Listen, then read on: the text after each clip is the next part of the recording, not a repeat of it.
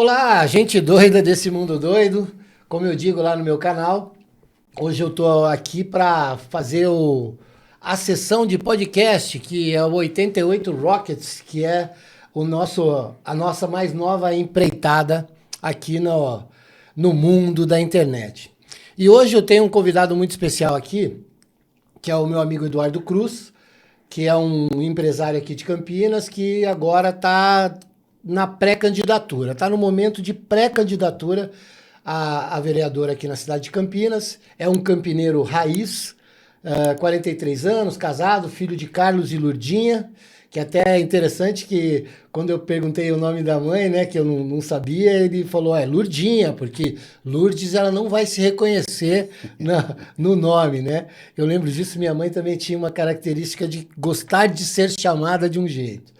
Mas Carlos tem uma história, né, dentro da política, através do pai, que é o Eduardo, né? O Eduardo tem uma história dentro da política, porque o pai, Carlos, foi vereador, foi vice-prefeito da cidade aqui, na época do Chico Amaral. Quem é de Campinas já conhece. Mas hoje nós vamos papear aqui para saber quais são as intenções do meu amigo aqui para ajudar mais, né? Porque ele já tem uma história aqui na cidade, para ajudar mais, ocupando uma cadeira na Câmara Municipal. Então, com vocês, Eduardo Cruz. Bem-vindo, Eduardo. Obrigado, Vander. Que prazer estar aqui com vocês. Show. Prazer estar com vocês, os telespectadores aqui. É assim que fala na internet? Acho que não, né? Não sei, rádio, TV. Todo mundo muda o nome agora, influencer, e que é os influenciados, ou sei lá como é que chamam isso. Mas o pessoal aqui que está assistindo o nosso podcast, que honra estar aqui com vocês, conversar um pouco sobre essa história. Já tenho 43 anos, todos os anos vividos em Campinas. Que honra morar, ter nascido nessa metrópole. E vamos conversar sobre futuro, passado, presente. É isso aí. Eu também, eu sou um apaixonado, eu vim de Santos, né? Mas, na verdade, eu não vim de Santos, eu vim de Porto Alegre, né? Porque meu pai, como petroleiro, ele andou por aí. Mas Campinas é uma cidade realmente incrível, cara. Eu adoro. Eu tenho um pouco mais de idade que você, mas a cidade, ela tem uma característica de acolhimento bem especial. Eu, né, passei quase minha vida toda aqui, e você a sua vida toda. E ainda com raízes, né? Porque seus pais vieram e tudo mais. Então, cara, é muito especial. E eu vou falar uma coisa pra você, Edu. Vou te chamar de Edu, tá? Claro, claro. Assim, a cidade é tão especial, que a gente, quando senta pra falar dela, a gente tem que enaltecer. E eu fico feliz de estar fazendo isso aqui com você agora, porque eu sei, né? A gente já teve conversa sobre isso, o quanto você gosta, o que você quer, que é o que você vai dizer hoje aqui pra gente. Qual que é teu objetivo, né? Porque quando você entra nessa empreitada, né? Eu sou um cara muito de pessoas, né? Então você vai falar aqui de você e tal, mas eu acredito em homens, em mulheres, em atitude, né? Então, eu percebo em você esse desejo de transformação. Isso que é legal quando eu converso com alguém que está pleiteando um cargo público. Me fala dessa tua relação com a cidade e onde você quer chegar. Sim, você está falando o quanto que Campinas é especial. E eu fico pensando muitas vezes, por que Campinas não tem um valor, inclusive global, maior do que ela tem hoje, e seria o valor que ela deveria ter? Sim. Por exemplo, a gente tem em Campinas a Unicamp, que é uma das 200 melhores universidades do mundo. A gente tem o maior aeroporto de cargas da América Latina, o Viracopos. Hoje, por exemplo, quando tem eleição, até falando, eu sou pré-candidato em eleições, claro. Eu acompanho nos jornais da Globo, do SBT, das grandes redes, anunciando, quando é uma eleição municipal, os candidatos das capitais. Você sabia que Campinas tem uma população maior do que 2 estados do Brasil? Sem dúvida. Você coloca o Acre inteiro e Roraima inteira, não tem a população de Campinas. Sabia que a região metropolitana de Campinas é um Uruguai, que tem 3,5 milhões de habitantes, Uruguai também, aproximadamente Uruguai. E você imaginar capitais europeias que todo mundo sabe o nome, quer visitar, Sim. tem um grande é centro fácil, turístico. né? Exato, e por que Campinas não está nessa rota? Campinas, é lógico que é uma rota de negócios, mais de turismo, algo, às vezes, alguma construção. Eu passei minha lua de mel em Dubai. Você vê lá o Burj Khalifa, um prédio que seja, um calor, grande... né? Então, Calor. por que Campinas não tem essa autoestima de tentar se colocar dentre as grandes, inclusive do mundo? Porque ela é, sim, entre as grandes. E do Brasil, com certeza, mas falta um pouco mais de luz para nossa cidade, eu acho. Sabe uma coisa que eu acho muito legal, que eu me lembro? Pô, cresci aqui, né, cara? Cresci aqui em Campinas, vim para Campinas muito cedo. E ouvi de muita gente, você com certeza ouviu também, e quem está nos ouvindo também ouviu, que é a história. Pô, Campinas é muito legal, só falta praia. Os caras falam... Não vale Ubatuba? Não vale Ubatuba, que é praia de Campineiro? É praia de Campineiro. Você vai para Ubatuba, você encontra 20 amigos em Ubatuba sem ter combinado nada com eles. Exatamente, é verdade. Isso é verdade. Mas aí, você tocou num ponto que eu acho muito, muito bacana. Essa coisa de ser o comentário das pessoas ou o foco da imprensa ser desproporcional em relação à área e à população e a tudo mais, você fala, pô, eu tive uma escola em Sumaré. E, não, porque a população... Você pergunta para uma pessoa... As pessoas muitas vezes não sabem, né, cara? Se você perguntar para alguém hoje, qual que é a população de Campinas? Quantos eleitores tem Campinas? Quantos candidatos tem Campinas? As pessoas não têm essa resposta porque é uma coisa... todo mundo fala que o brasileiro tem memória curta e tudo, blá, blá. Velho, não dá nem para contestar porque tem mesmo. Tem mesmo. Outro dia eu me peguei pensando, por que eu votei na eleição, né? Pô, alguns eu não me lembro. Exato, me lembrei de muitos, né? Mas alguns eu não me lembro. Agora, você não é como se diz, um aventureiro, né? Por quê? Porque, Edu, você tem um histórico, você tem uma formação, você tem um envolvimento já com a cidade. Você sabe que eu brinco que eu fui amamentado por panfleteiras. Porque eu nasci em dezembro de 80 e em 82 meu pai estava sendo foi eleito vereador na cidade. E eu era um bebê, ainda, né, amamentado, não sei exatamente até quando, mas eu nasci nesse ambiente. Eu fui criado no meio de conversas com os gestores da época, acompanhando, escutando, quieto, né, só aprendendo. E a gente vai se envolvendo, não tem como. Mas, ao mesmo tempo, eu nunca quis qualquer tipo de protagonismo, nunca quis participar. Porque, você sabe muito bem, a gente brinca que Campinas é um ovo, né? Aquele campineiro antigo, que não é mais aquele ovo. Até a década de 80 terminava na Anhanguera. Certo. Depois Campinas dobrou de tamanho.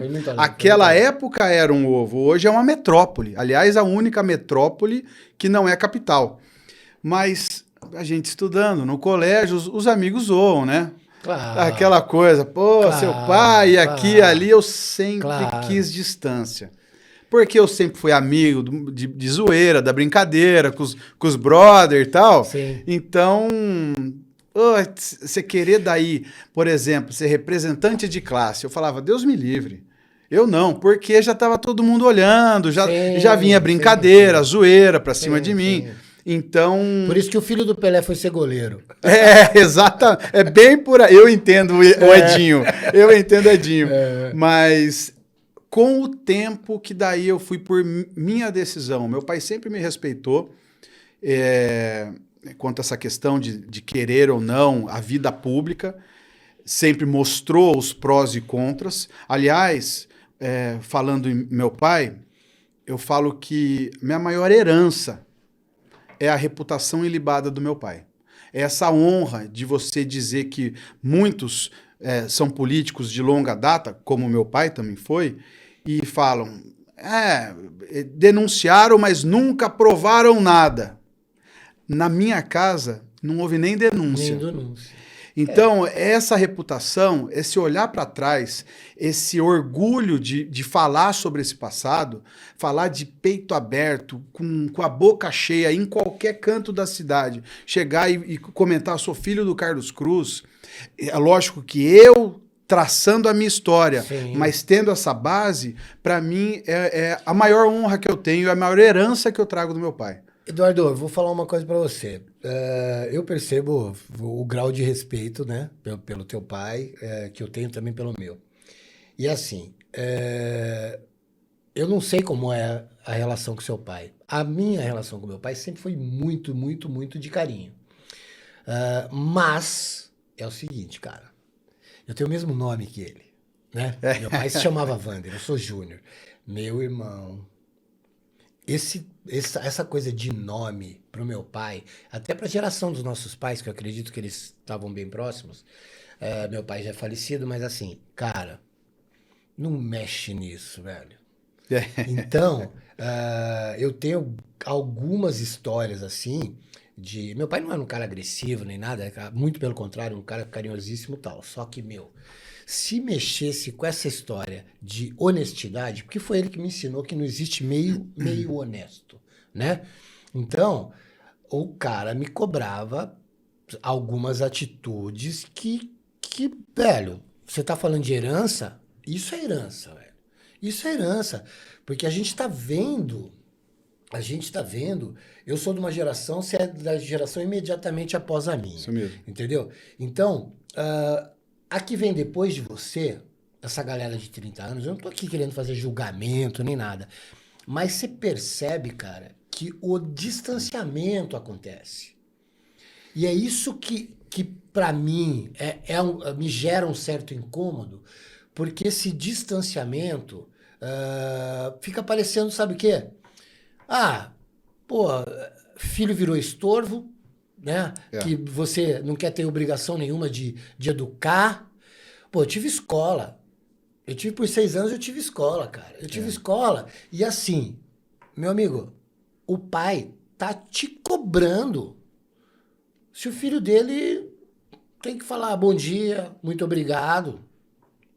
Que é uma coisa básica que você aprende quando você Que vem nem de estava casa, na né? escola ainda. Lógico. Você nem estava na escola ainda. Isso daí eu tenho uma opinião sobre isso, inclusive, que é o conceito de pertencimento. Eu, quando eu era moleque, eu sempre fui a turma dos bonzinhos. Nunca fui de fazer bullying com ninguém, nunca fui de brigar, sabe? De você. Porque se você. Eu sempre pensei, pô, e meu pai? O que meu pai vai pensar disso? Eu vou me queimar com esse negócio aí, vou fazer tal atitude, tal ação, e depois vai respingar, eu tenho um nome a zelar. E eu acho que esse pertencimento, ou a falta que leva hoje em dia, até depois da geração dos 30, essa geração dos 20, nova, mais ainda. Tá pior. Porque eles não estão nem aí. Ou uma porcentagem deles, né? Da nova geração. Não, a gente não pode generalizar. Mas a gente encontra o tempo todo, cara. E o que a gente precisa para evitar muitos dos problemas que acarretam, inclusive na gestão pública no futuro, eu acho que passa pelo pertencimento. Porque um menino que vai, por exemplo, usar uma droga, ele, porra, se eu for pego, nem por ele, mas, pô, se eu for pego, o que vão falar vão pensar, o que meu pai vai pensar, o que vai respingar na minha família? Ou vou roubar, pô, mas eu vou roubar, vamos supor que se eu seja um menino que joga bem bola na escola, eu sou o craque da classe, por que eu vou entrar nessa? Ou todo mundo, eu tenho um nome a zelar. Sabe, você criar formas de você criar o pertencimento, seja na família ou mesmo na sociedade, para que essa pessoa pense 2, 3 vezes antes de fazer uma besteira. Então vou abordar um ponto que você tocou aí agora, que eu acho muito importante, principalmente para você que está entrando na competição aí por um cargo público, que é o seguinte, cara. O fator bullying é uma coisa que assim, tá tão banalizado por 2 motivos. A pessoa dentro da caixa, né? Dentro da caixa do computador e tudo mais, ela se acha blindada de tudo, né? Eu não sou a favor desse monte de regras que eles estão querendo colocar. Por quê? Porque a lei já existe. Claro. A lei já existe. Se você me injuria, se você me ofende, qualquer coisa que você fizer em relação a mim, e eu quiser levantar quem é você, que você fez isso na internet e tudo mais, ok. Injúria, calúnia, difamação. Acabou, tá lá. Já tá descrito. Só que os caras ficam criando essas coisas meio fantasiosas para aumentar o problema. Porque eu tô de saco cheio, o Edu, de ver os caras indo na contramão da solução, cara. É. Né? Parece que o errado é certo e o certo é Certo errado. é errado. É impressionante. É que nem uma coisa, um assunto que a gente vai falar agora, que eu vou abordar porque eu sei que você domina. Eu sou um cara que já fiz vídeo na internet sobre isso e tudo mais. Eu fico de saco cheio de ver uns moleque que não arruma cama falando que detesto a polícia. Eu não preciso de polícia. Ah, segurança pública, eu faço minha segurança. Aí esse mesmo cara que fala que faz a própria segurança é totalmente contra o cara ter uma arma em casa. Então, são incongruências, parece a fala de uma pessoa que é perturbada, que não sabe para que lado vai. Exatamente. Entendeu? E aí, quando eu falo, porra, eu gosto de viver. Eu moro ali próximo à Unicamp, que você citou.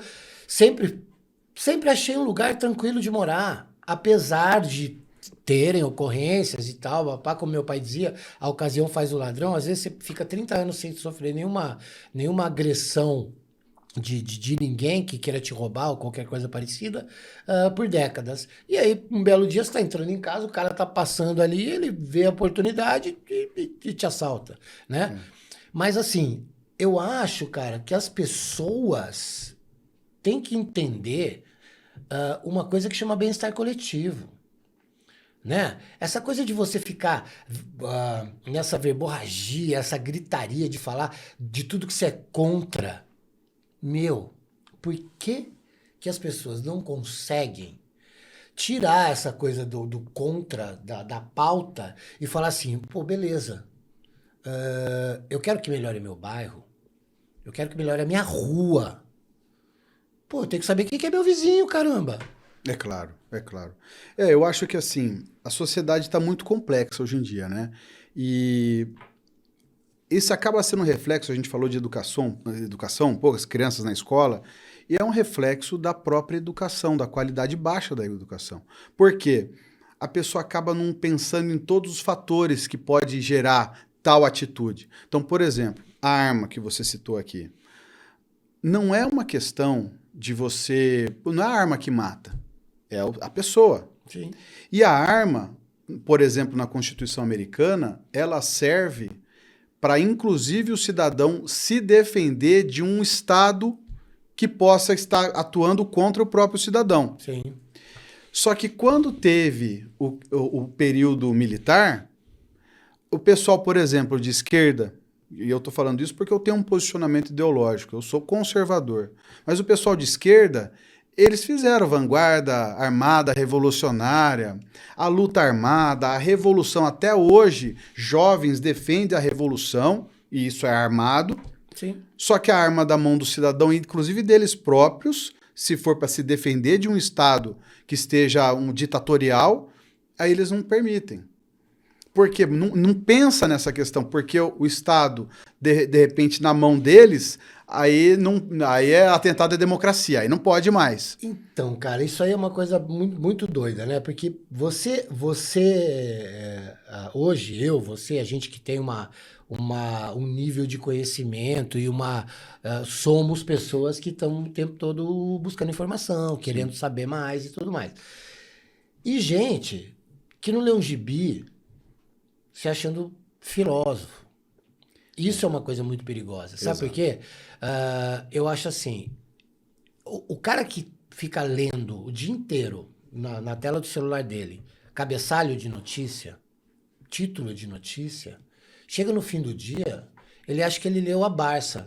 Muita gente não vai entender o que é Barça. Porque quando eu tinha escola, uma vez eu falei assim, Barça, o menino falou assim, pô, adoro, joga muito, Timão. Eu falei assim, não, a Barça era o Google da minha época, né? Você queria alguma coisa, era a Barça e conhecer. Páginas amarelas, era o Waze. Vai na biblioteca da escola fazer trabalho, né? Então, eles não passaram por nada disso.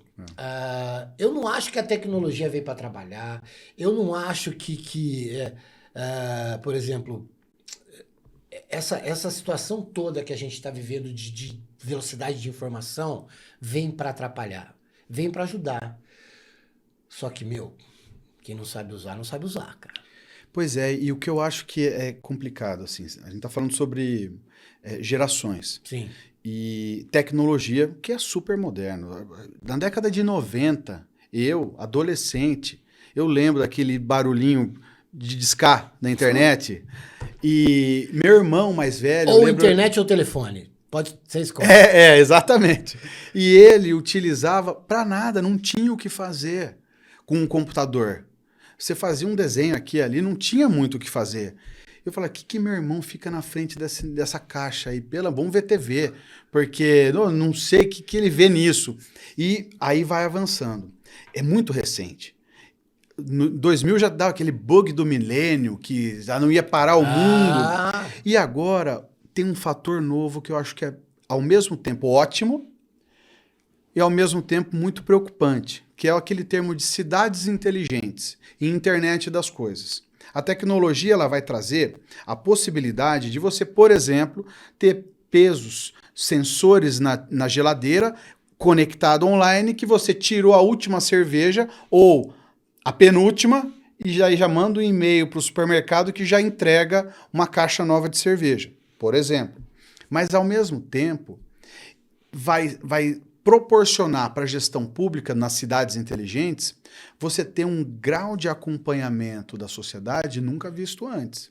Hoje a gente está vendo câmeras em todos os lugares, o georreferenciamento. Então, você imaginar, até aqueles robôs cachorrinho, já tem até em cidades aqui no Brasil. Eu vi pela primeira vez em funcionamento agora no evento da SIC, que teve ali na Isso, teve mesmo, exatamente, isso mesmo. Lá na estação que foi reformada da Campinas Ecor, né? Mas olha o que pode ser preocupante, esse cenário moderno, e que as pessoas não pensam. Por isso que é importante ter pessoas que olham e analisam os cenários futuros. Vamos supor que a gente caminhe para um estado ditatorial. A passos largos, por sinal. Né? Por sinal, mas vamos supor rápido. que ainda esteja tudo bem. Tudo bem. Mas um doido entre no poder. E hoje, com geolocalização, reconhecimento facial, câmeras em todos os lugares, você não consegue organizar. Lembra aquele cenário de filme que as pessoas se reúnem lá num lugarzinho, entra num bunker e tal, e reúne todo mundo, você chega a ter umas 30 pessoas? Não vai mais poder, porque pra você chegar lá vai ter câmeras em todos os lugares. Sim. Ou mesmo uma manifestação que num cenário até hoje você pode empurrar a polícia, aquela questão, ou somos contra, vem um jato de água, mas você enfrenta. Com robôs, não adianta empurrar. Acabou a manifestação. Aquela pressão que você imagina que hoje ainda tem. Ou seja, se um Estado com a tecnologia quiser implementar um poder de Estado ditatorial, vai ser muito, mas muito mais difícil para o cidadão ele se livrar disso. Olha, por exemplo, a Bitcoin, você não pode não vir a comprar nada. Se a gente está fazendo com que a moeda seja digital, totalmente digital, e acabou. Qual que vai ser a alternativa ao cidadão? Ou lá na China, que você tem o crédito social. Se você critica o governo, se você leva uma multa, se você isso, aquilo, você abaixa o crédito social, não tem empréstimo, não tem isso, não tem aquilo. Olha que preocupante todo esse cenário que está se abrindo para o futuro dentro dessa maravilha que é a tecnologia. Eu acho isso perigosíssimo, cara. Perigosíssimo, cara. Isso aí é uma invasão total, onde as pessoas vão estar sendo colocadas num cenário de medo, que é ruim para qualquer um, né? Exato. É ruim, inclusive, para os caras que apoiam, né? Eles só não se dão conta disso ainda, né? Porque eu já acho um absurdo, cara. Alexa, Pois é. honestamente, cara, eu não vou ter uma. Eu É. não vou ter uma Alexa. Fala, pô, já facilita, né? Cara, a gente já não. A gente está cada vez sendo jogado para fazer menos, né? E isso aí gera um problema de saúde pública. Eu não estou falando que as coisas não têm que avançar, né? Porque eu lembro que eu brinquei uma vez e falei assim: caramba, eu vou comprar um carro que tenha manivela, eu quero me mexer dentro do carro. Sim.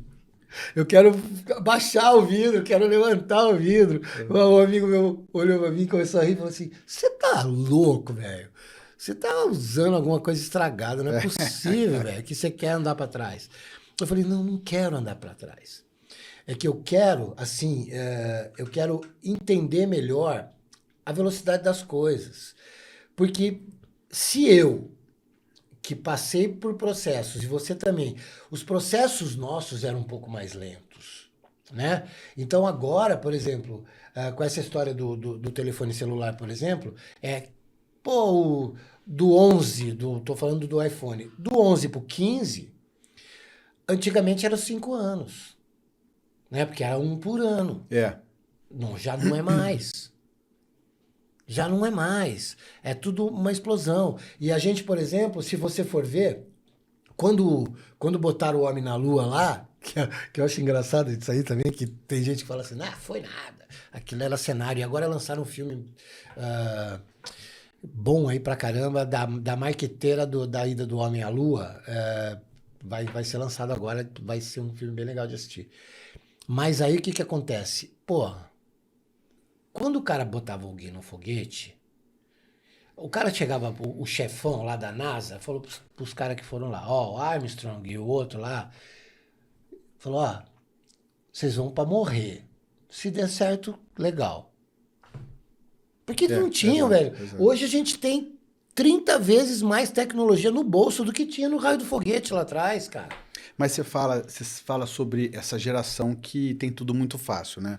Eu sempre tento buscar trazer um pouquinho para a gestão pública, porque tá no DNA. Tudo que a minha forma, minha isso que eu quero que forma você diga. de observar o mundo é você analisar da forma social, da sociedade como um todo. E você imaginar, eu não sei se você já ouviu falar de uma ação que o Rockefeller fez nos Estados Unidos sobre a medicina. Quando os caras descobriram o petróleo e descobriram todas as possibilidades que a química, a nova química petrolífera poderia trazer de remédios e tal, todas as universidades americanas elas eram naturalistas. Aí ele contratou, encrenca que é, amor. e isso é comprovado, comprovado. Ele contratou um cara, falou assim, você tem budget livre, dinheiro à vontade, pra você ir em cada universidade começar a financiar e aos poucos a gente vai mudando o currículo. Das 50 universidades na época, eu estou falando do início do século XX, 1900 e pouco, das 50 universidades de medicina da época, que todas eram naturalistas, sobraram hoje duas. Duas. E todas se converteram para indústria farmacêutica. Aí eu pergunto para você, a indústria farmacêutica tem o board de economia, tem o financeiro, eles precisam faturar. Todo ano precisa faturar. Interessa curar alguém? Nunca, jamais. Nunca, jamais. A gente não E a gente entrou Ministério da nessa. Saúde, velho. A gente tinha que ter Ministério da Doença. E teve um porque porquê. Todo mundo quer vender remédio Exato, só, velho. exato. Mas aí eu falo pra você, teve um porquê. Será que tudo isso que tá acontecendo no mundo não é pensado? Claro. Porque, olha, qualquer coisa que aconteça em qualquer lugar, você tá numa conversa de bar com os amigos, ele chega pra você e fala assim, pô, mas você é bobo? Você acha que isso é por acaso? Aí sim. No local nunca é por acaso. Por que no global também não é pensado? Por que não existe um xadrez de players que a gente não tem acesso, que não olham e organizam a engenharia social disso tudo? Existe. E a gente está vivendo isso. É, Só que ninguém ousa falar. E eu acho que está vindo uma nova geração de gestores públicos que param e falam assim, opa, o que está acontecendo? Posso dar um outro exemplo rápido? Claro, estamos aqui para isso. Tem um livro do Edward Griffin, não vende em português, né? Eles não têm.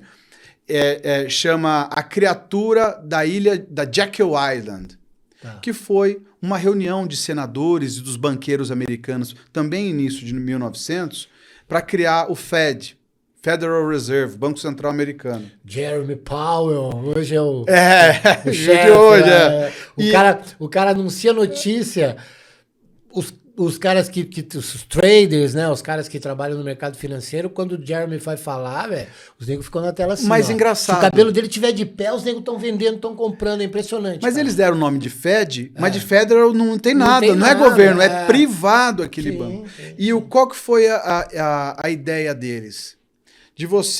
Nós imprimimos, eles chegaram para o governo americano, os banqueiros da época, e falaram assim, pô, a gente que entende de dinheiro, seu presidente dos Estados Unidos, por que você vai imprimir, fazer isso, administrar isso? Deixa com a gente. Aí o presidente, na época, falou assim, como assim? Eu que faço o dinheiro. Eu mesmo, é só eu imprimir e eu lido com o dinheiro. Por que eu dou para você? Aí até houve uma tentativa de assassinato daquele presidente em exercício na época, e na outra eleição bancaram, o outro entrou e aprovou. Só que você imagina um grupo de amiguinhos que na garagem de casa tem uma impressora, convence um presidente e fala assim, olha, você me dá um título da sua dívida, a gente vai imprimir $1 bilhão e você me dá um título de 1 bilhão e quem vai pagar é o imposto das pessoas. E ele só imprime o dinheiro. É praticamente você pagar uma impressora. É surreal isso. E hoje a gente vive refém dos bancos, que tem o poder de tudo, só por uma jogada de mestre, uma jogada de amiguinho, dono da impressora.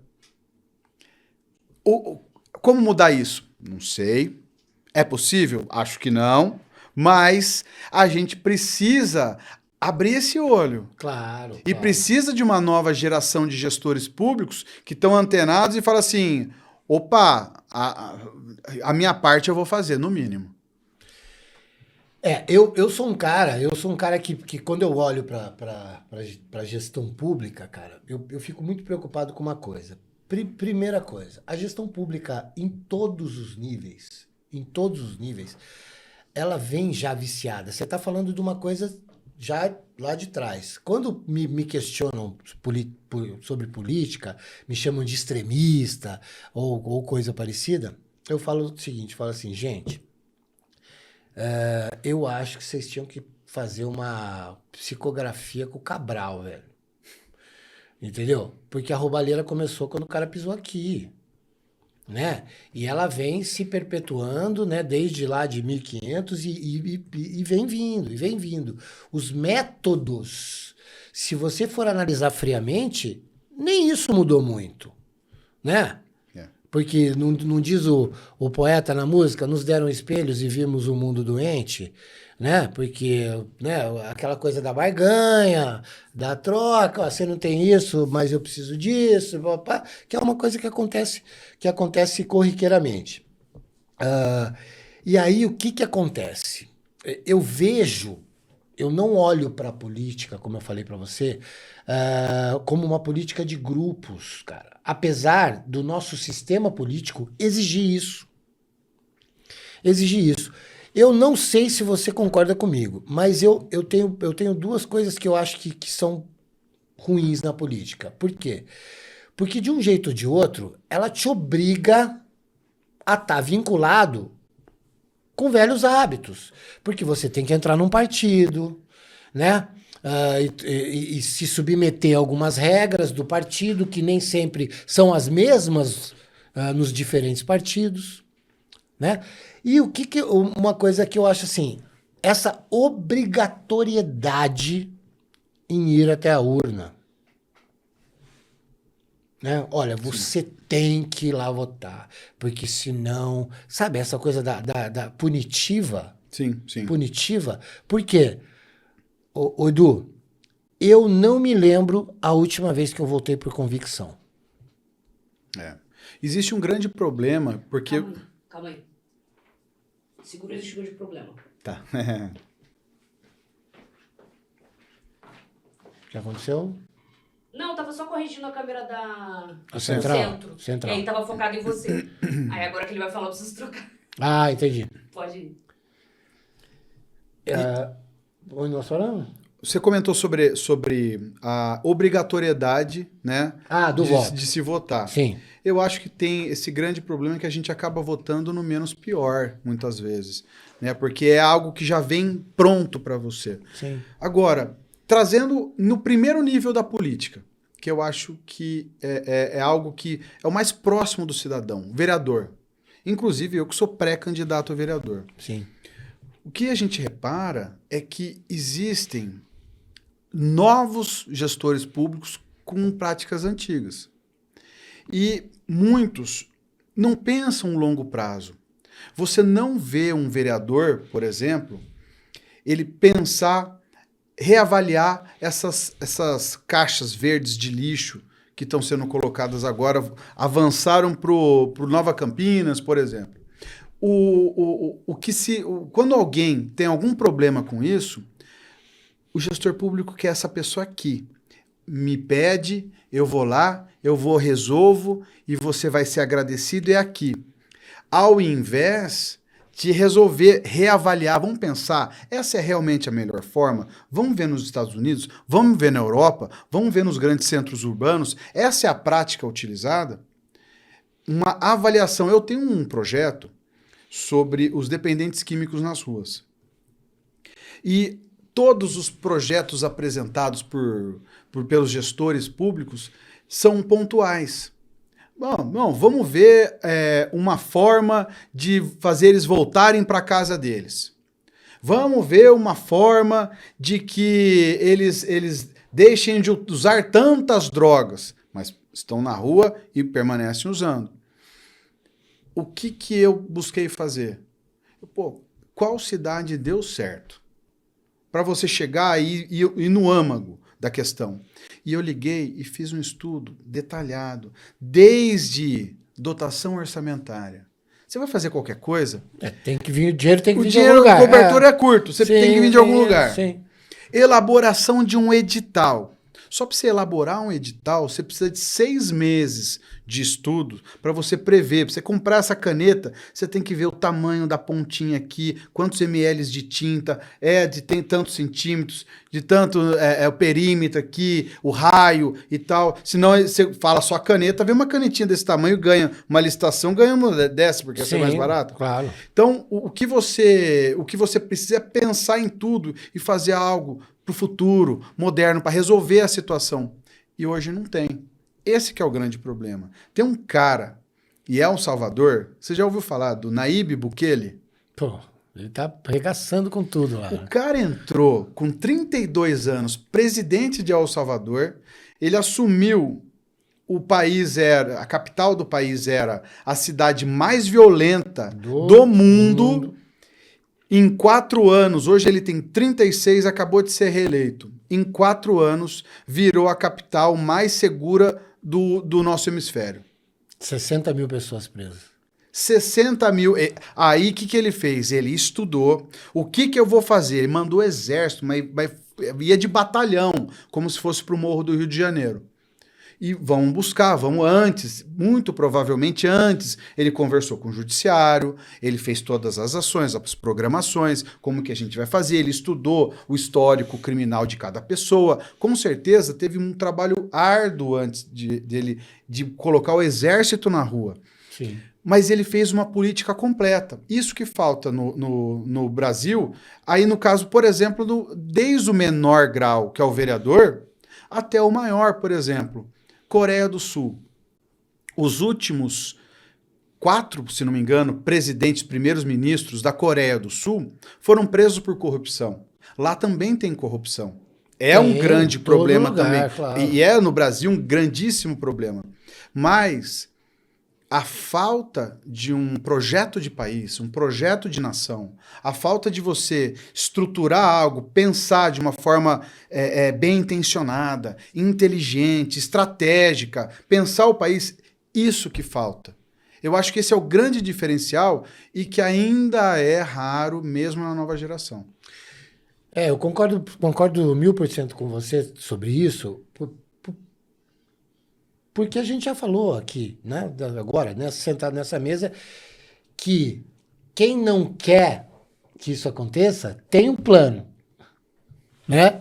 Quem não quer ver isso aí que você acabou de dizer acontecer, ter uma estratégia para ter um plano futuro de uma evolução saudável, onde a honestidade impera e tudo mais, não é interessante para esse cara que já tem um plano centenário de zonear tudo, né?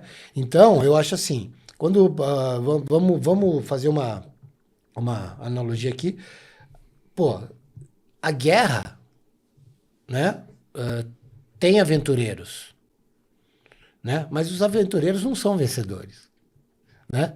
E um exemplo clássico de um povo que é bem belicista, isso aí é incontestável. O americano é um povo belicista, né? Eles gostam desse envolvimento, de estar intervindo nos lugares e tudo mais. Eu acho até que tem casos que nem tinha que se meter lá, mas até em nome de uma segurança mundial eles fazem esse tipo de coisa. Mas assim, meu, quantos jovens morreram no Vietnã por causa de uma entrada num lugar que eles não sabiam como era, quem estava lá, quantos eram, pá. Pô, mandaram todo mundo lá para morrer, cara. É. Porque eles não tinham o menor conhecimento do que era o Vietnã, cara. Eu conheço pessoas que os 3 filhos foram e não voltaram. Tem uma charge, desculpe interromper, mas tem uma charge que são 2 desenhos. Uns generais com uniforme limpo, sem nenhuma medalha, limpo, na janela, enquanto um batalhão de jovens vai para um lado, também todos limpos ainda, fortes, tudo, e na de baixo, esses mesmos generais na janela, cheio de medalhas, e um batalhão menor, o que sobrou, Sim. cheio, sem perna, machucado, voltando, Sim. todos estrupiados e eles com as medalhas.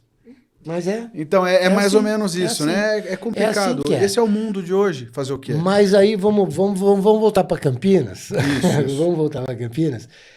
Eu acho assim, a nossa cidade passou por grandes transições, passou por processos, né? Ela está aniversariando esse ano, 250 anos, legal, bacana, muitas comemorações, muitos eventos, muitas coisas acontecendo. Mas existem aqueles problemas crônicos, né? Que você falou, pô, na parte, o vereador é mais ou menos uma iniciação política, né? Tem gente que pula etapas e tudo mais, até por uma projeção. Hoje a internet também possibilita isso, né? O cara nunca foi vereador, vai ser deputado federal. Pá, cai direto lá. E aí o que acontece? Eu acho que a política brasileira ela é permissiva em algumas coisas que eu acho que não devia ser, né? Porque o cara vai cuidar do bem-estar coletivo, cara. Ele tem que ter essa noção. Ele tem que ter essa noção. Ele tem que ter esse preparo para quê? Para enxergar as coisas como um todo. Para apresentar plano real. Você falou assim, pô, quanto tempo leva para você fazer um edital?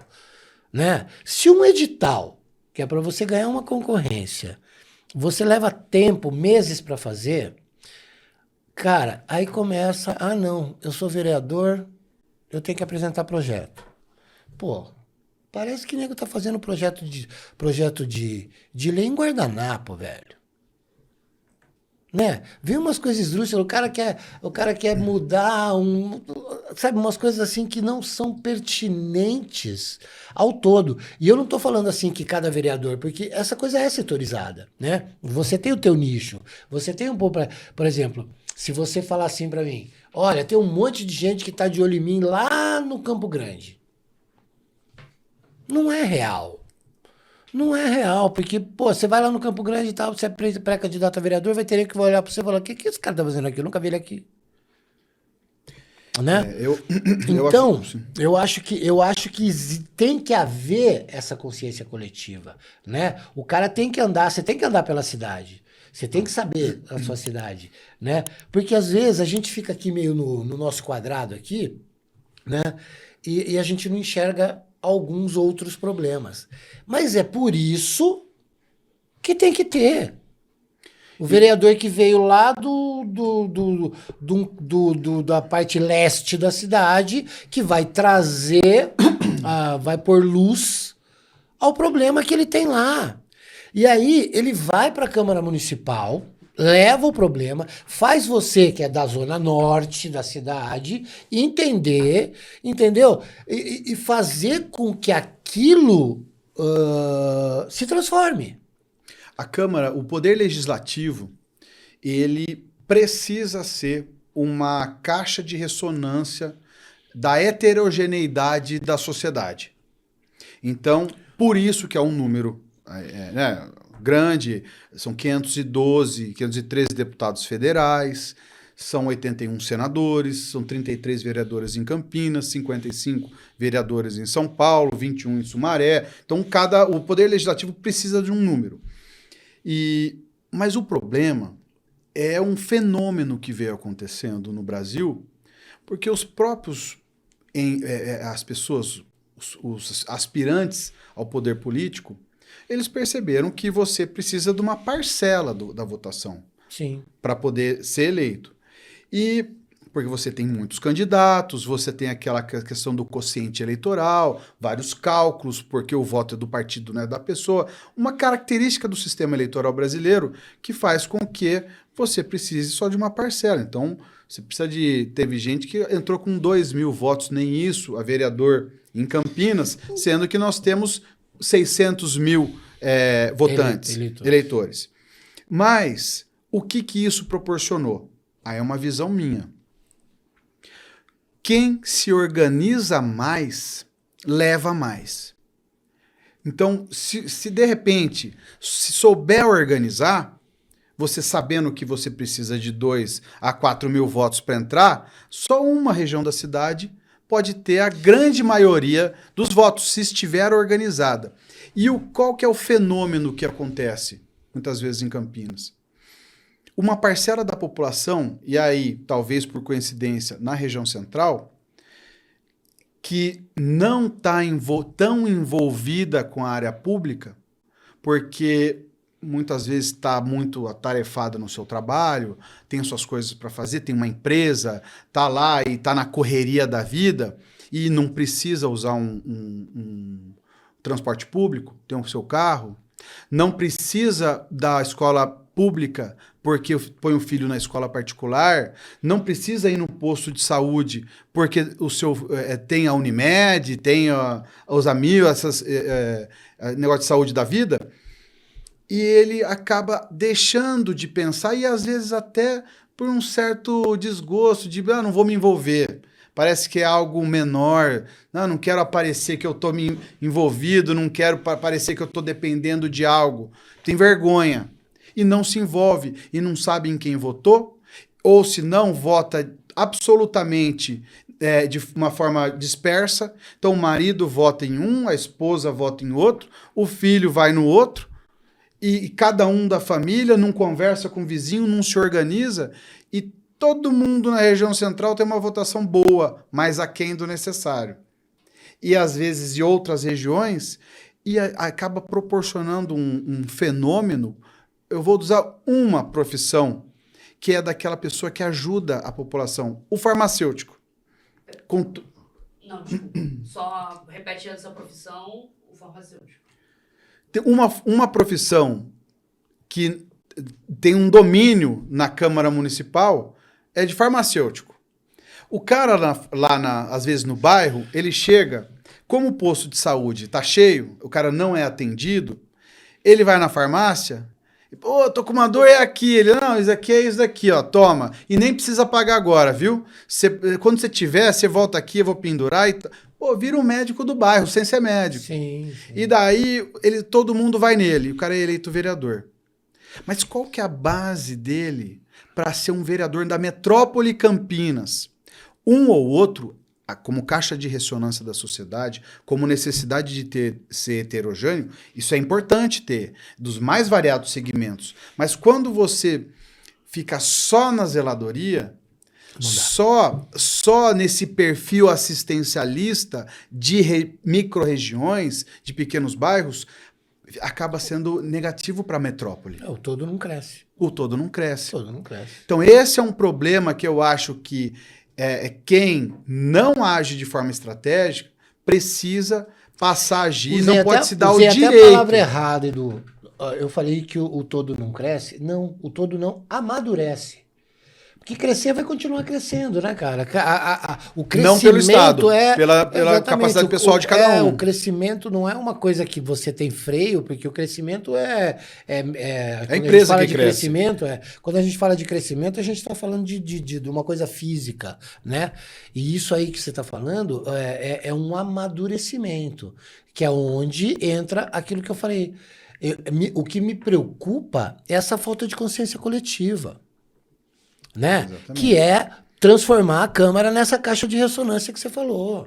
Entendeu? É você poder entrar na Câmara Municipal, né? Você vai se elege, entra na Câmara Municipal e você está entrando num ambiente onde as divergências políticas e partidárias são menores que o desejo daqueles caras de pá.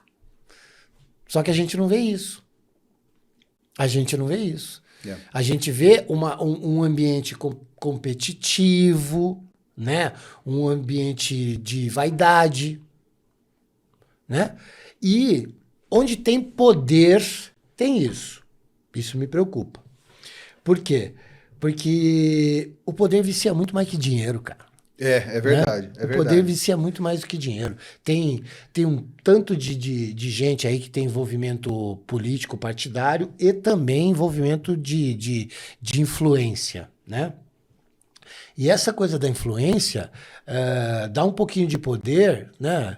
O cara enlouquece, né? O cara enlouquece. Vira um psicopata, assim, que perde a empatia. Por quê? Porque precisa daquela sensação de poder. Ô, Wander, você falou sobre característica da Câmara Municipal, pode ser essa ou pode ser de uma forma genérica que você está comentando, mas eu dou um exemplo, inclusive, dentro do que você está comentando, dessa Câmara. Atual. Eu acompanho. Sim. Eu acompanho as reuniões da Câmara Municipal. E uma coisa que eu reparo, aliás, são duas coisas. A primeira é que eles não usam a tribuna. É muito raro a utilização daqueles 10 minutos que ele tem para poder discursar sobre algo. Sabe, a gente espera que um líder, que um gestor público, ele tenha a capacidade de toda vez que ele tem a oportunidade de falar na tribuna da Câmara, para o qual ele foi eleito, para defender, para fazer uma análise, para dar uma orientação para a sociedade, para falar aos jovens, aos idosos, aos comerciantes, um norte para a sociedade, não utiliza. Um grande acontecimento, a tribuna às moscas. Um ou outro que fala. E essa é uma das características. Eu acho isso meio burro. No tempo de distribuição, de comunicação que a gente está vivendo, que é tão fácil, e eu conheço lá a Câmara Municipal, tem câmera para tudo que é lado, gravando tudo, claro. E o cara não tá entregando a mensagem dele. Pois é, impressionante. E a segunda característica é que os caras ficam 20 anos no cargo. Tem vereadores tá indo para o quarto, terceiro, quarto, quinto mandato, sexto mandato, mas a gente não para pensar. É fácil você falar quinto mandato, só que você não faz vezes 4 anos, né? 20 anos, 25, 24 anos, o cara lá. Aí eu pergunto, quem daqui que está assistindo o podcast, quem gostaria de ser 20 anos estagiário? É verdade. Quem que entra no primeiro grau da sua profissão, porque o vereador é o primeiro degrau. Quem que está satisfeito e quem que permanece com aquela mesma gana, faca no dente, 20 anos? Ninguém. Ninguém nunca vai me convencer de que isso aí é normal. Então, cara, não utiliza a tribuna, ele, a maioria, e tá lá faz 4, 5 mandatos, ele tá com a mesma gana, ele tá o quê? Muitas vezes com uma equipe, aí ele já se estabilizou, tem uma equipe que às vezes trabalha por ele, e para você romper essa barreira de entrada é muito difícil. Porque muitas vezes o cara tem os assessores, tem as pessoas que estão trabalhando em toda essa estrutura forte de vereador, que dão a vida para permanecer.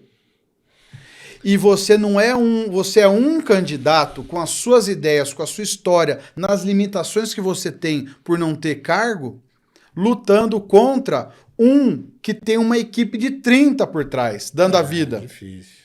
Muito difícil. Aí os caras vão ficando. Mas cabe à sociedade, porque hoje, sabia que também a última pesquisa que foi feita, 80% da sociedade quer trocar a Câmara inteira. Sim, não tenho dúvida. 80%. Sabe por quê? Sabe, pra mim mas falta estratégia. Sentido, mas para mim perde o sentido uma coisa, cara. Assim, o cara, quando ele pleiteia o cargo, você é um pré-candidato, você está pleiteando uma representatividade, certo? Exatamente.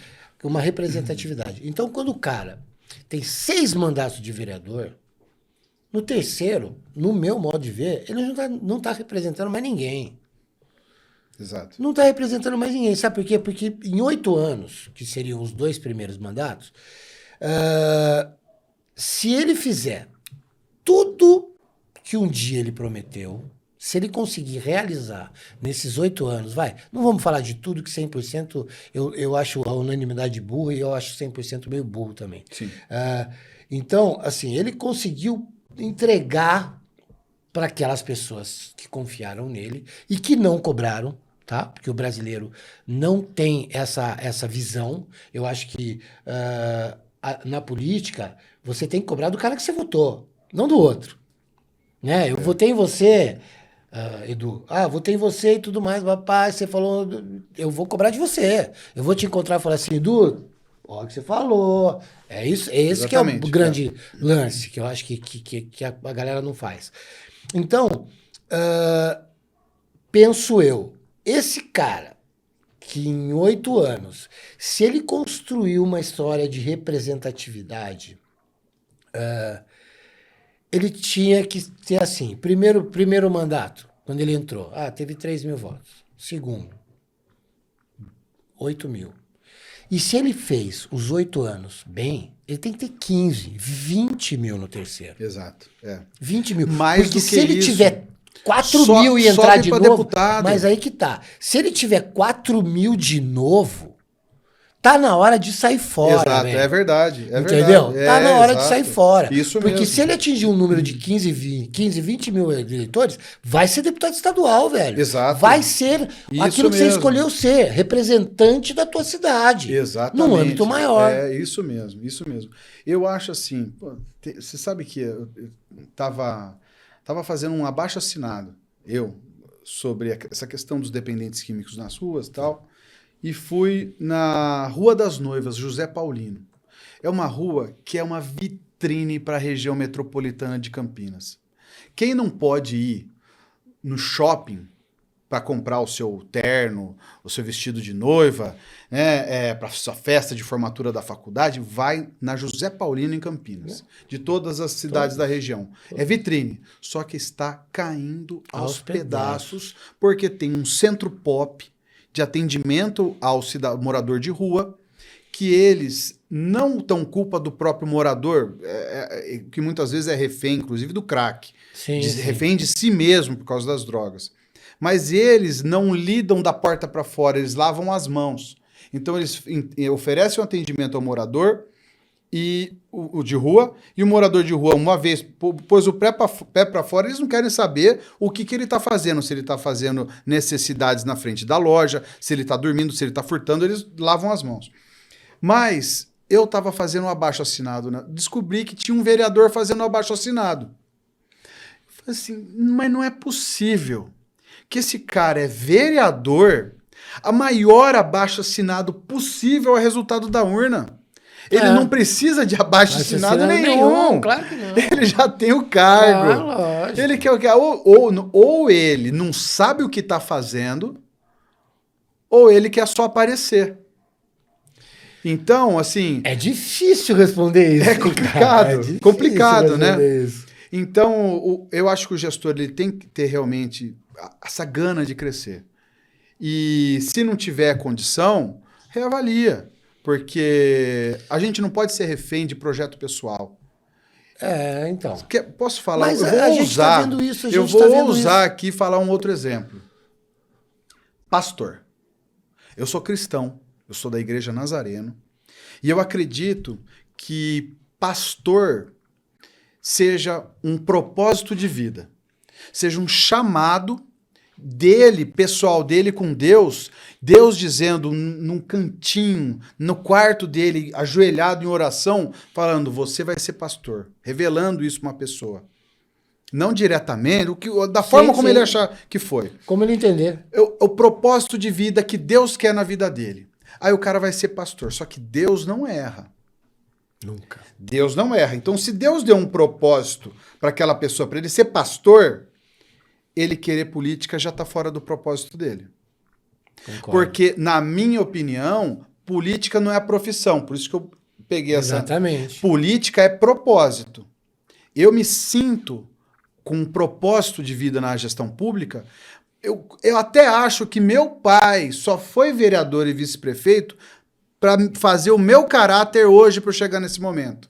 Para você ver o que é Deus, a história de Deus, como são as coisas. Essa construção do teu pai, que mesmo que você, como você mesmo disse hoje aqui, não se envolveu diretamente e tudo mais, mas só pelo fato de você respeitar muito a posição dele e ser um observador o mais próximo possível, você é filho, cara. Ninguém viu mais seu pai do que você. Foi nascendo. Entendeu? Então, essa construção que você fez, eu acho que tem base muito sólida, cara. E terminando esse raciocínio, ser político, vida pública é propósito. Ser pastor é propósito. Mas você não tem dois propósitos. Não. Você não tem dois propósitos. É que nem ter duas prioridades. Exato. Eu tenho duas prioridades. Pô, peraí. Prioridade é uma palavra, é uma coisa. Não, pera lá. Exatamente. É. Então você pensa, pô, se eu for membro de uma igreja e meu pastor fala assim, quero ser candidato a vereador, sinceramente, eu pensaria assim, esse cara, ou ele não serve para ser vereador, ou ele não serve para ser pastor. Claro. Se Deus até mudou o propósito de vida na vida dele, tudo bem, mas não volta mais. Então você quer ser gestor público, porque o cara vai lá, perde e volta. Claro. Mudou, teve uma nova orientação para sua vida, de Deus, você pensou bem, é isso que você quer? Então esse é um novo propósito de vida. Vai e não volta. Eu simplesmente acho isso. Hashtag pronto, falei. Você deu um exemplo, eu vou dar um exemplo também. Quando eu tinha escola lá em Sumaré, um cara que ele é amigo meu, eu não o vejo faz um tempo, mas amigo meu, pastor. Ele tinha um grupinho dele na garagem da casa da sogra, quando eu conheci. Ele lá, a esposa, um menino bebê e um outro menino de uns 4 anos, assim. Tava lá, pastor. Pá, na garagem da sogra. Lá, juntando a galera dele ali, o pessoal indo atrás, e ele, um cara estudioso e tal, pá. Aí eu olhei um dia pra ele lá, ele foi lá na minha escola, eu falei assim, eu brincava com ele, né? Chamava ele por um apelido que eu não vou nem dizer, de sacanagem. Mas assim, aí brinquei com ele e falei assim, deixa eu falar uma coisa pra você. Tô gostando da sua atitude não, cara. Falei, por quê? Porque eu te vi com um carro que não é seu hoje andando, eu quero saber de onde veio. Você passou por mim e tal. Não, isso aí é que eu tô ajudando fulano de tal, político. Eu falei assim, tá bom. Você tá ajudando fulano de tal, como? Você já deu um carro pra você andar? Tá, tô falando com a galera, você sabe que eu tenho boa comunicação, papapá. Eu falei, então tá bom, então você é assessor agora. Aí ele falou assim, porque, né, meu, pô, você sabe como é que é, né, Bandeira? Eu tenho que trabalhar, meu, eu tenho filho pra cuidar, e papapá, papapá, papapá. Eu falei, tá bom. Então eu vou te dizer uma coisa. Ah, você sabe que você está usando o seu tempo para fazer uma outra coisa que está fora da tua rota que você planejou um tempo atrás, né? Então você está desviando a tua rota. Daí ele falou, não, pá, beleza. Aí, foi traído. Foi traído. Esse cara que puxou ele e tal, papai, deu um carro pra ele andar e papá, traiu. Nossa. Aí eu falei que nem a motinha do desenho. Eu te disse, mas eu te disse. Tá bom, beleza. Aí ele cresceu. Foi para um Templo grande. pra um mezanino, um segundo pavimento de um prédio bacana, com 4 vezes a capacidade da garagem da coisa, tava enchendo lá os cultos dele e tudo mais, papá. E aí eu fui. Eu fui no culto do cara. Eu não sou um cara que frequenta a igreja e tal, mas eu tenho minha fé, mas não sou um frequentador. E fui no culto lá dele. Sentei na primeira fila. Vi ele falando. Eu falei, meu irmão, e aí? Tava cheio aqui, velho. A garagem cabia 15, tinha 60 aqui hoje. Né? E aí? Você vai babar o ovo daqueles caras de novo? Faz seu corre, meu amigo. O teu lance é esse aqui. O teu lance é esse aqui. Tá bom. Não, você tem razão. Você tinha falado pra mim lá atrás. Vai vendo a história. Aí, beleza. Encontrei com ele depois de 1 mês e pouco. Porra, tava ele de novo, só que agora colado em outro. Eu falei, mas você é muito burro, hein, feio? Você fica correndo atrás de migalha, cara.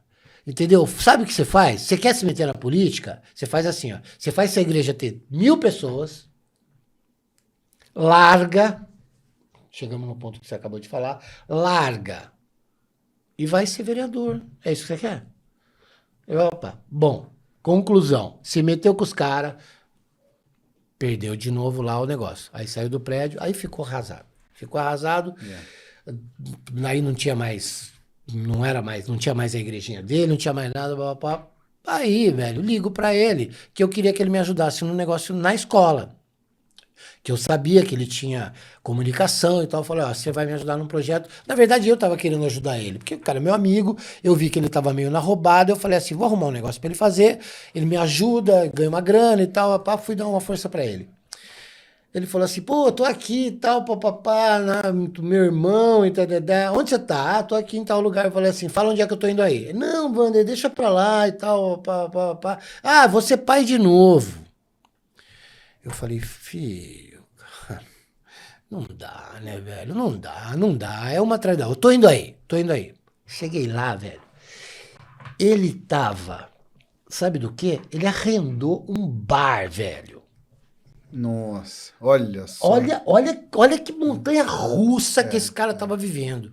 Ele arrendou um bar num cantinho lá de Sumaré, que eu entrei no banheiro. Eu entrei no bar, 2 mesas de sinuca, um balcão basicamente cheio de pinga. Eu falei assim, meu irmão, cara, o que você tá fazendo com sua vida, cara? Você vê que isso não era o propósito de vida dele, né? É isso que é aí que eu queria chegar. É aí que eu queria chegar. O cara, quando não sabe para onde ele quer ir, qualquer lugar serve. Exatamente. Eu falei, né, que no início eu nunca fui atrás. Por mais que nasci nesse meio, não fui atrás. Até que começou a me dar curiosidade de me filiar a um partido. Entrei, comecei a ver e tal. E meu pai falava uma coisa para mim, antigamente, meu pai falava uma coisa para mim, que ele falava que a pessoa que mais, assim, da classe média alta, média alta, mais região central, o que ele precisa do poder público? Ele precisa que recolha o lixo da frente da porta dele, da casa dele, que tape o buraco da rua e segurança. Basicamente é isso. E quem precisa do poder público, escola, posto de saúde, trânsito, etc., é quem mora, muitas vezes, aqui na característica de Campinas, nos bairros mais afastados. E eu, em 2016, fui candidato a vereador, tive 1.122 votos. Em 2020, de novo, 1.150, repeti a votação. Mas, na primeira eleição, você vê essa questão de propósito. Eu falei assim, eu vou aonde mais precisa. E eu fui no Campo Belo, fui no Vida Nova, fui no Residencial São Luís, que é o último bairro da John Boy. O Vida Nova, Vila Vitória, Mauro Marcondes, o último bairro da Amoreiras, né? Depois Rio Rodrigues, chega lá na Vida Nova. Campo Belo, a ONG Bela Infância, lá no meião mesmo do Campo Belo. Eu ajudava o pessoal, levava alimento do Ceasa, fazia um trabalho porque eu andei nas pedras, o caminho difícil das pedras por causa que era um propósito. Eu falei assim, eu vou aonde o pessoal mais precisa.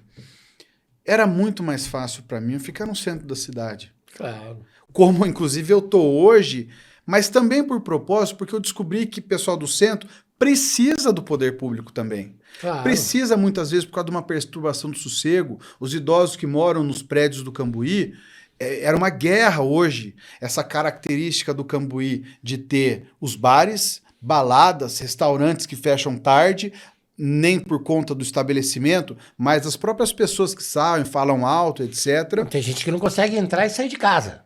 Não consegue entrar e sair de casa e não consegue dormir.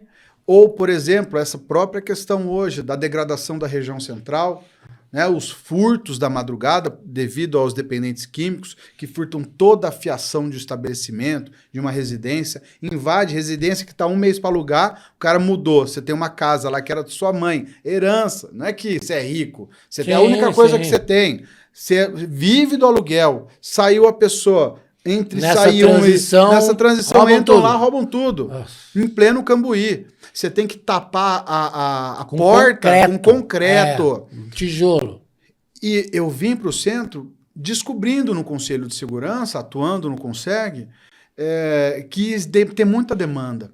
Mas lá no início, o meu início foi puramente de coração. Eu tenho uma honra, tenho uma satisfação de olhar para trás e falar assim, eu errei.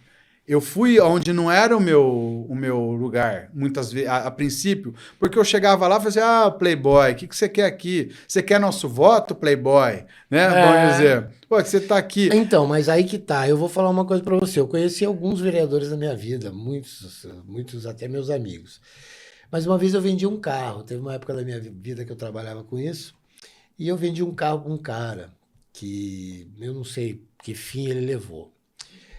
Mas, vereador, eu até por uma questão de não ficar envolvendo, até depois eu te falo. Depois eu te falo. Esse cara, velho, ele tinha uma popularidade. Era impressionante, velho. Impressionante. E ele chamava... Ele andava de chapeuzinho de nordestino. Quem conhece política sabe de que eu tô falando. Acho até que eu já sei. Aí ele tinha uma energia, e pá, ele comprou um carro com a gente. Se elegeu o vereador, ele tinha um Corsinha velho, foi lá e comprou um Santana comigo. Comprou um Santana, ele é o assessor grudado nele, um cara inteligente, esperto pra caramba, e ele era a cara do negócio. Ele não sabia mal assinar o nome dele, né? E ele, naquela alegria, já chegava gritando lá no estacionamento do papai. Ele, ele falava assim, Vandão. Ele não me chamava de Vandão, me chamava de cunhadinho. Você sabe? Ele, esse carro tá me ferrando. Por quê? Anda muito, velho. Vim transferir. Velho, ele tomou, em 10 dias, ele tomou 13 multas. Nossa senhora. Ele tomou 13 multas. Ele andava num Corsinha velho, papá. E eu falava assim, tá precisando parar lá no bairro, hein, filho? Tá andando demais. Seu bairro deve estar sentindo falta de você. Você se elegeu, a galera sua deve estar sentindo falta de você. Ele falou assim, tô de saco cheio.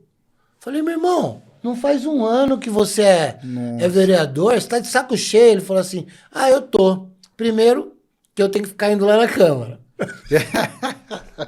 Olha o que o cara falou aí. Eu tenho que ficar indo lá naquela Câmara. Puta lugar chato. Nossa. Deus me livre. E tudo mais. E segundo, ninguém mais me pede ajuda. Ninguém mais me pede ajuda, ninguém fala mais comigo. Só me pede dinheiro. Eu falei, como assim? Sente, explique-me. Ele falou assim, eu, no meu bairro, por que eu me elegi vereador?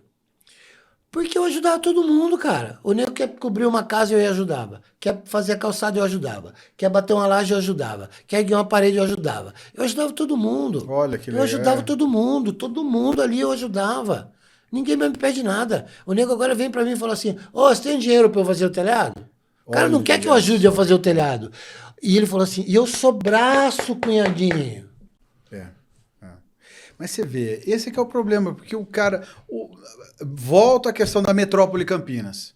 Uma cidade como Campinas, que é uma das cidades mais inteligentes do Brasil, polo tecnológico do Brasil, com uma das melhores universidades do mundo, e tem o poder legislativo com... Não tem problema ser um ou outro. Mas quando você tem majoritariamente essa característica, o cara acaba sendo eleito porque ele ajuda a encher uma laje, é complicado, né? É complicado. Mas aí é que tá. Por isso que eu volto naquilo que a gente já falou aqui. Eu acho que essa competência não pode ser para qualquer um. Mas né? eu acho também, sabe uma coisa? Eu acho que as pessoas têm que ter um preparo, cara. Tem que ter um mínimo. Porque, sabe por quê? Porque eu vi o cara juntar 2, 3, 4 assessores, entendeu? Ser engolido pelos assessores. E quem tomou a pancada jurídica foi ele. Mas o que eu acho que aconteceu de 2018 para cá com o fenômeno Bolsonaro foi a abertura de consciência da população quanto, pelo menos, à questão ideológica. E não defendo a cisão da sociedade. Eu acho que se você tiver A brigando com B, vermelho brigando com azul, esquerda, direita, um contra o outro, eternamente, alguém ganha e esse alguém não é a sociedade. Não é. Tem alguns outros interesses, alguém aí que está ganhando, mas não somos nós. Então o que a gente precisa é buscar um entendimento do país. Mas, assim como quando você toca um sino e ele vibra bastante de um lado para o outro e depois ele vai encontrando o ponto, a gente está no início, está naquela hora de ser extremos. Mas talvez com o tempo, espero que isso aconteça, a sociedade vai assentando para você ter o seu posicionamento, mas respeitar, entender e buscar o entendimento. E eu acho que esse posicionamento que a sociedade passou a ter, porque antigamente era o que o Brasil Paralelo, né, chama de teatro das tesouras. Sim. Onde você tem dois partidos, um de centro-esquerda e outro de esquerda, que é o PT e PSDB. PSDB é centro-esquerda. Social-democracia. Gente, quem pregava lá atrás... A gente não sabia o que acontecia. Quem pregava lá atrás que o Fernando Henrique e o tal de Luiz Inácio eram inimigos, tem que ser muito burro. Muito burro. Tem que ser muito burro. Mas é o que se vendia. E a gente comprava. Mas porque a informação não era que nem hoje. É porque a gente via no Jornal Nacional só. Aquele resumão. É o resumão que eles queriam. Sim. Agora, com a internet, com o fenômeno internet, a população e o fenômeno Bolsonaro, que alertou, hoje todo mundo tem uma ideologia muito própria, muito estabelecida, digo. Então, eu falo com pessoas, começa a falar de gestão pública, o cara já vem falando, qualquer bairro, qualquer lugar. Peraí, mas você é de qual partido? Mas o que você acredita no quê? Isso já é um passo imenso na maturidade institucional da sociedade. Nisso eu concordo com você quando você chama o fenômeno Bolsonaro. Quando você dá esse nome, eu concordo com você nesse ponto. Por quê? Porque esta chegada de um cara que em 6 meses ganhou uma projeção gigantesca, né? Eu até brinco com isso, e tem gente que concorda comigo, mas eu falo assim, não é para concordar comigo, gente, é brincadeira. Mas eu falo que quem elegeu o Bolsonaro foi a Maria do Rosário, porque ela ficou tão preocupada em fazer aquele circo que ela gosta de fazer, que ela projetou ele cada vez mais, né? Foi E mesmo. eu acho que essa coisa Foi a partir daquela briga, né? de usar a palavra fenômeno, é que assim, criou-se essa consciência da pessoa se interessar mais por política. Exato. E querer entender mais política. Não aprendeu ainda, tá? Porque eu vejo muita gente falando muita bobagem ainda de todos os lados. Mas assim, percebe-se que as pessoas querem estar mais envolvidas. E eu vou te falar uma coisa muito assim, que eu sempre briguei. Você comentou aqui no meio da nossa conversa e falou assim, pô, o pai vota numa pessoa, a mãe vota em outra, o filho vota em outra e tal, porque nem dentro de casa existe um consenso, né? A minha mãe, sem brincadeira, ela pegava a carteira dela no dia de votar assim, falava assim, filho, escreve aí em quem que eu vou votar. Exato. Ou pra mim ou pro meu pai. Ou era pra mim ou pro meu pai. Fala, dá os números aí. Fala aí em quem que eu vou votar. Mas na minha casa é assim, meu pai fala, pai, em quem que é? Todo mundo, primos, tem um patriarca que chega e fala assim, ó, aqui. Mas em muitos bairros é assim, permanece assim. Muito. Só que isso não acontece na região central. Não. Eu acho que essa é uma característica que a gente tem que voltar a conversar, a estar unido, a ser mais estratégico. Porque senão é aquela questão, todo mundo tem boa votação e ninguém entra. Esse é que é o caso. Agora eu vou te falar uma coisa. A gente, quando a gente fala de política, a gente não pode deixar de falar um pouco da insegurança jurídica, né? E eu não quero ficar falando da postura de altas cortes, nem nada disso. Eu quero falar de insegurança jurídica em relação a quê? A essa coisa vou prender de novo esse cara. Você fala do casqueiro aí, do cara que rouba as coisas à noite, que quebra o vidro do seu carro quando você tá no restaurante, papá. Por quê? Porque o cara nem é ladrão, velho. Né? O cara nem é ladrão. Ele é viciado, então ele fica caçando uma oportunidade de ter alguma coisa momentânea para ele satisfazer aquele vício dele. Então, uma coisa tão... E essa insegurança jurídica é por quê? Porque, assim, é uma insegurança jurídica que vira uma insegurança de saúde, que vira uma insegurança educacional, que vira uma insegurança para tudo. Ela se alastra, ela se espalha, né?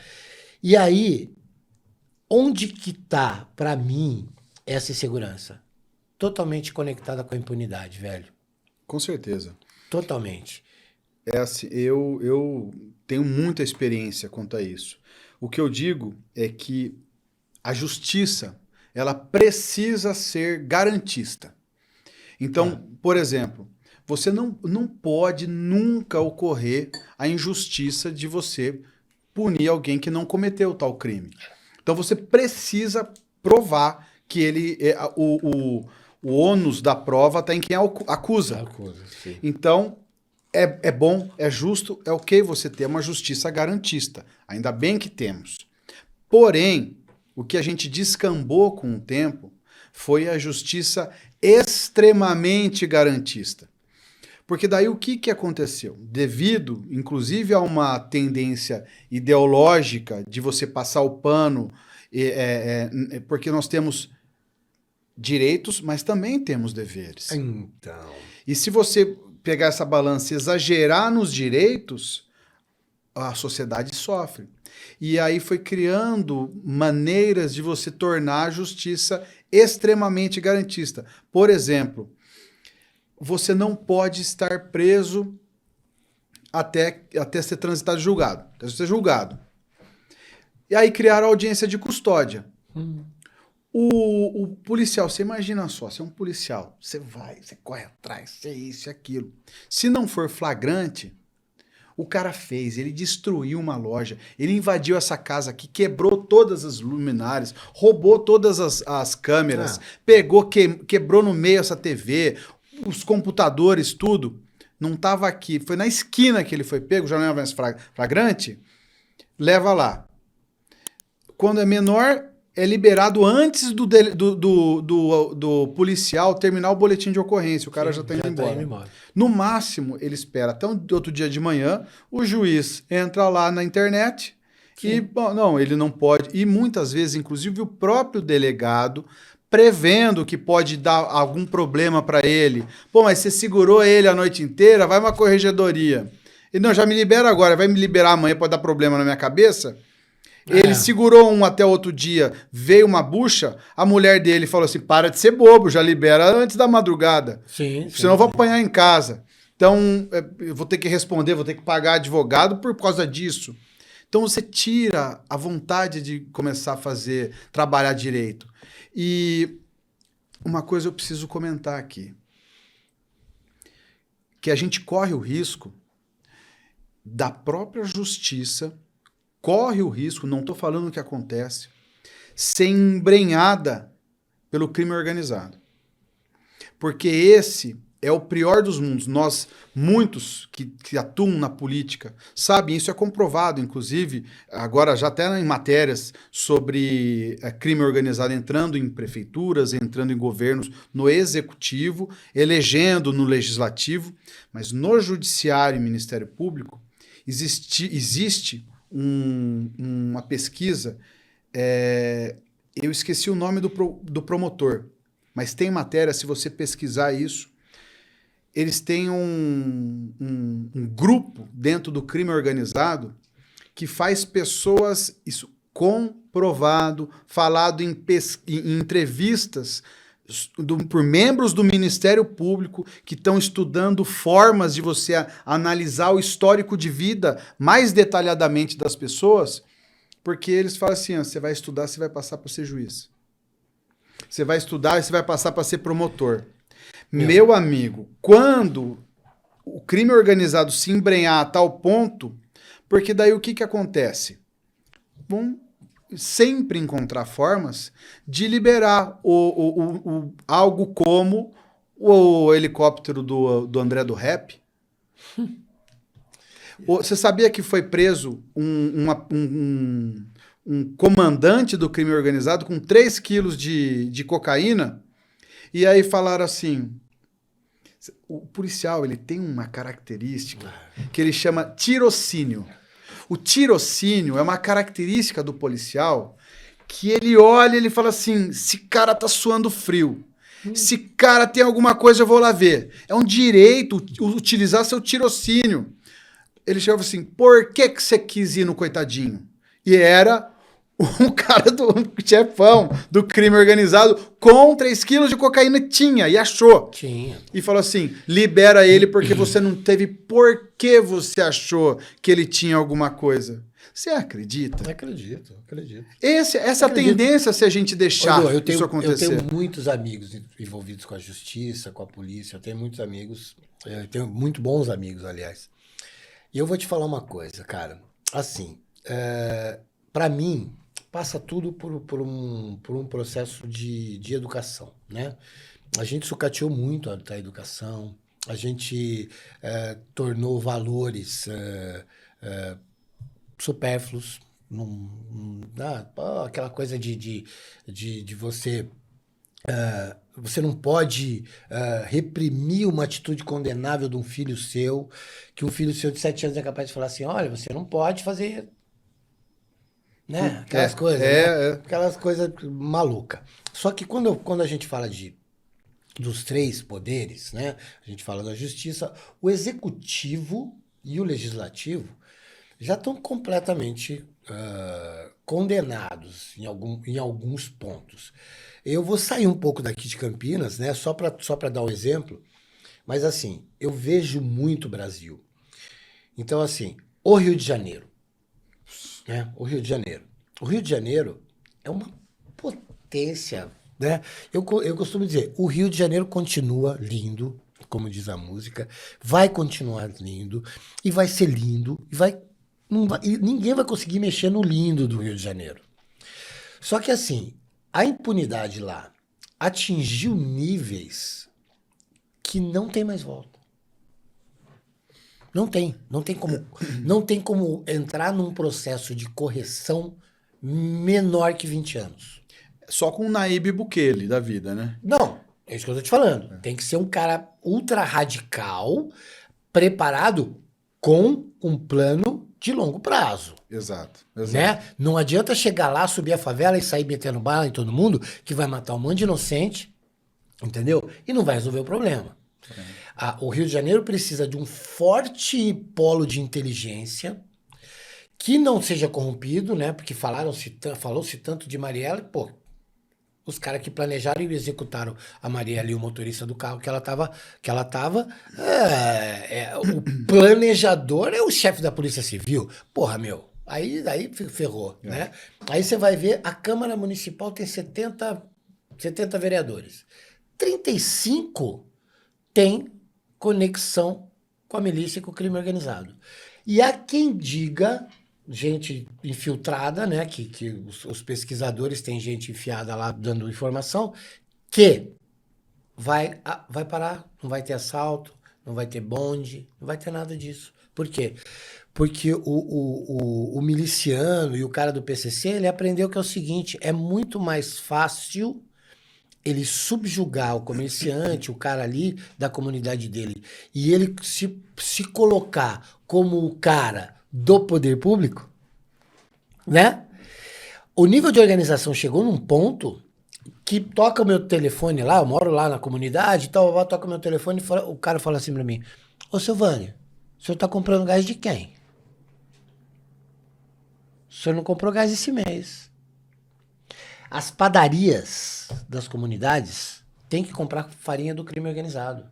Eles roubam a farinha, vendem 15% mais caro que o fornecedor e tem que comprar dele. Se comprar de outro, você já era, meu irmão. Nossa, não é que eles vão falar assim, vão ameaçar sua família. Não, eles vão tomar o seu negócio. Entendeu? Então, e isso o perigo disso é o seguinte, o Rio de Janeiro, ele tá criando braços. E não tem só o PCC. Tem o não sei o quê, o outro. São muitas facções. E as facções não são as milícias. Né?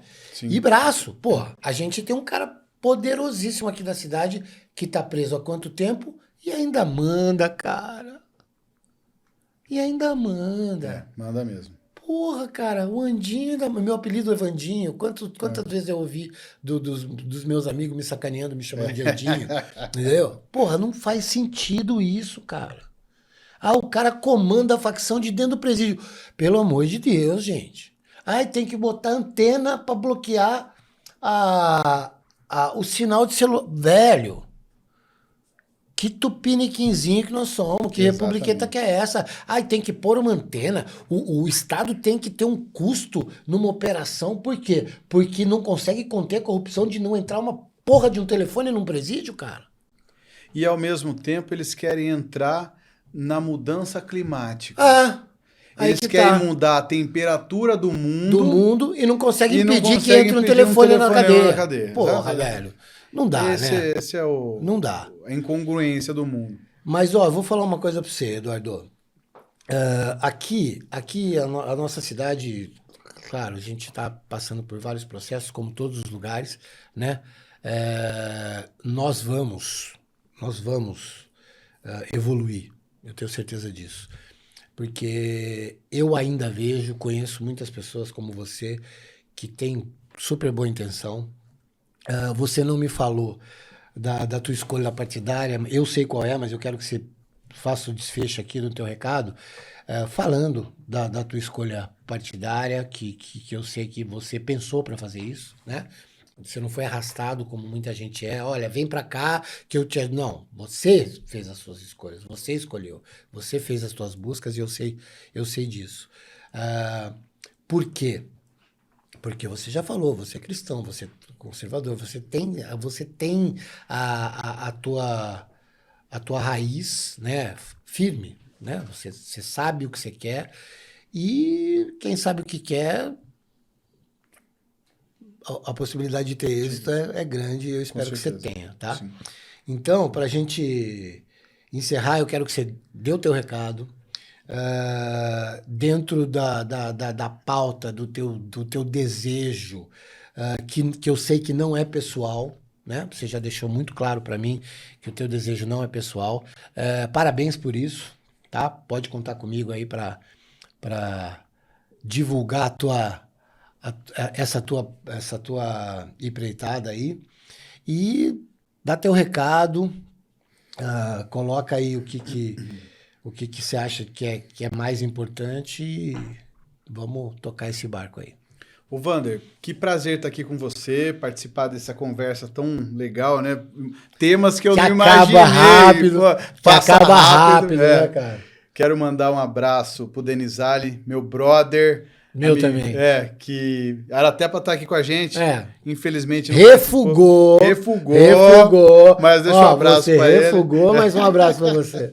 Mas essa história que eu venho fazendo a minha história, a gente falou muito de meu pai e tal, mas eu tenho hoje a consciência e a satisfação de dizer que eu trilhei o meu caminho. E, lógico, com essa base forte vindo de berço, mas eu comentei que eu fui até o limite da cidade para depois voltar. E há 7 anos eu fui presidente, membro da diretoria do Conselho de Segurança. Cada delegacia do Estado de São Paulo tem um CONSEG, nós lá do 13º DP, que pega a abrangência do 13º, atuei nessa região central ampliada da cidade muitos últimos 7 anos, que me deu mais força para seguir aí nesse caminho, para tentar de novo agora a 3ª vez, um pré-candidato a vereador. E nesse momento do país, eu entendo que a população sabe o que quer, sabe distinguir o que ela acredita que seja o certo, o que ela acredita que seja o errado, cada um dos dois lados. E eu, particularmente, nessa hora de decidir partido, eu olhei que existe a esquerda. E eu, na minha opinião, eu acredito que não concordo com o que a esquerda defende. E existe uma gama de partidos, que é o do que a gente chama de centrão, que para mim é pior que a esquerda. Pior que todos. São os partidos que têm ministério do Lula e secretaria com o Tarcísio. Por incrível que pareça. É os nanicos doidos por cadeira. Tem uma charge que é Jesus falando para um cara em cima do muro, falando assim, vem pra cá, sai daí, vem pra cá. Aí ele olha do outro lado, olha o diabo, ele fala assim, pô, você não vai me... Ó Jesus me chamando pra ir pro lado de lá, você não vai me chamar pro seu lado? Ele, não, o muro é meu. Então, o pior que no meu entendimento, a esquerda, porque eu não concordo com o que a esquerda defende, é o centrão. E no meu entendimento, só tem um partido que reflete a direita de verdade. Não aquela direita que a gente imaginava que era o Fernando Henrique, que era o PSDB. Nunca foi. Era o teatro das tesouras. Sim. Dois lados da mesma moeda. Agora existe uma direita que também não é perfeita. Tem os resquícios do passado, claro, que era um partido, queira ou não, também de centrão. Ainda tem lá seus resquícios. Mas o bolsonarismo, principalmente, que está no PL, trouxe esse posicionamento firme. Por isso que eu escolhi o PL, e mais do que isso, eu acredito também, indo pelo lado de bolsonarista, é que o bolsonarismo hoje no país reflete ser fora do sistema. Aí é até a mais do que direita e esquerda. Eu acredito que existe uma máfia. O Brasil é uma grandíssima máfia. Claro. Que se aproveita do Estado, do poder público, desde as capitanias hereditárias, mas até hoje, quem defende o Estado forte, na verdade, está totalmente abraçado com esses campeões nacionais, de JBS da vida que hoje você viu o que aconteceu recentemente, aquele grande pacto para o perdão de dívida, né? Dos irmãos Batista, da energia. Aquilo é um absurdo, Aquilo velho. é um isso aí, conluio. num lugar sério, botava em cana todo mundo no dia seguinte. Então isso é um grande conluio para você mamar nas tetas do Estado. Por quê? Porque o sistema permeia tudo. E aí o sistema acaba indo para os três poderes. Mas o que me emputece, eu vou falar bem a real. Nesse caso aí, é o seguinte: isso aí gerava um juro mensal de 150 milhões, que numa medida provisória, esse vagabundo aí, vou falar bem assim, pois é. ele passou essa dívida para você, para mim. Exatamente. O perdão das empresas por causa da Lava Jato, que foi feito por um ministro do Supremo, sim, o que ele fez pode dar pano para manga para todas as outras empresas também, o que devolveram, querer de volta e tudo que acontece. É um problemaço. Por quê? Porque é o compadrinho daqui e ali. Mas isso aí, eu vou falar uma coisa para você, Eduardo. Nós vamos fazer outro, tá? Vamos. Já tô te avisando que nós vamos fazer mais. E por que eu escolhi o PL? E por que eu acredito hoje no bolsonarismo? Porque é fora desse sistema. E se alguém tem uma política como um propósito de vida, que é o melhor para o país, que é o melhor para a sua cidade, mas agir local, pensar global, exige que a gente esteja antenado com tudo isso. E por isso que eu tô nessa linha, por isso que eu tô me candidatando, por isso que eu quero fazer minha parte, e o futuro a Deus pertence, estamos aí na luta. Ah, isso aí. Ô, Edu, pô, adorei a conversa. O que eu ilustro agora para você é assim: não importa a posição, desde que você a tenha e entenda por que você a tem, né? E você deixou muito claro para mim os seus porquês. Só que eu vou falar uma coisa para você: nós não temos como fazer, que nem nós fizemos aqui agora, de 1h30, 1h40, uma conversa, e ficar nisso, tá?